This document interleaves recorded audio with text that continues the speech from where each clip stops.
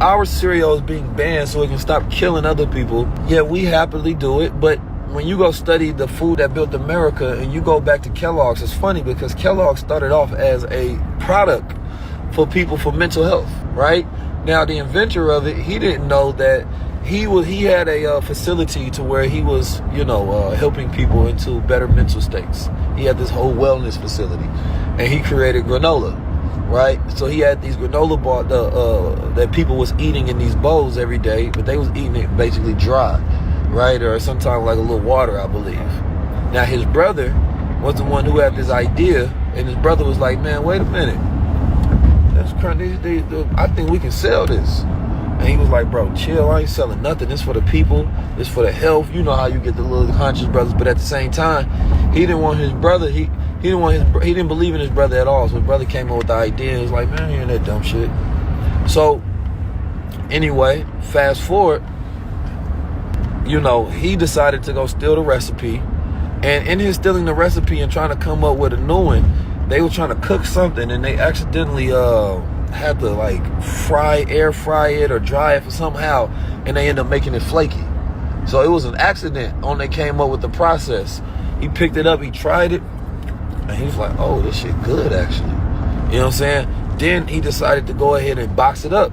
He boxed it up, started selling to people, talking about this was basically like a miracle cure.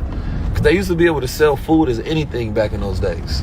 They can sell this to help cure cancer. They can say whatever it is, right? There was no FDA. There was no USDA or whatever you got nowadays, right? Even though they still allow all kind of crazy stuff as long as you can lobby money. So, the brother got down, put out the box, and it started booming. And they start making all kind of money off this cereal.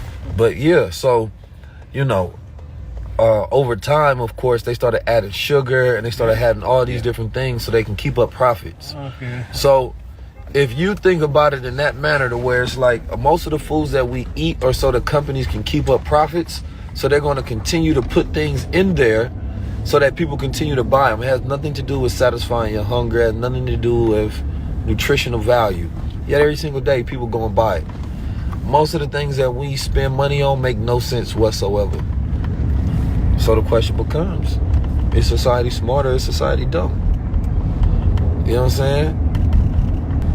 I don't know. People smoke weed every single day. And most people don't get any good effects from weed at all. Yet they make sure that they got a budget for smoking weed. We know that liquor has terrible effects on the brain, right?